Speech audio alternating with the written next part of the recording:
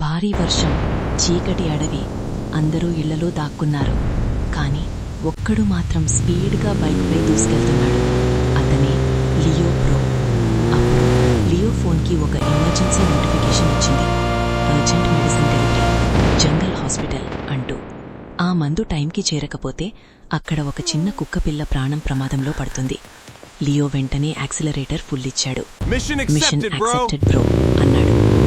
వర్షం మరింత బలంగా పడుతోంది. రోడ్లు స్లిపరీగా ఉన్నాయి, చెట్లు కూలిపోతున్నాయి. అప్పుడు సడన్గా ధడాం, ముందున్న పెద్ద బ్రిడ్జ్ కూలిపోయింది. లియో ఒక్కసారిగా బ్రేక్ వేశాడు.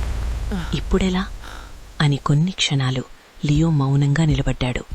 తర్వాత బైక్ వదిలేసి మెడిసిన్ బ్యాగ్ చేతిలో పట్టుకుని పరుగెత్తడం స్టార్ట్ చేశాడు. బురద, వర్షం, చీకటి ఏదీ పట్టించుకోకుండా లియో హాస్పిటల్ వైపు పరుగెత్తుతున్నాడు. కాని లియో టైంకి చేరుకున్నాడా? ఆ చిన్న పప్పీ సేఫ్ అయిందా? తెలుసుకోవాలంటే నెక్స్ట్ వచ్చి ఫుల్ స్టోరీలో చూడండి. లైక్ అండ్ సబ్స్క్రైబ్ చేయడం మర్చిపోద్దు.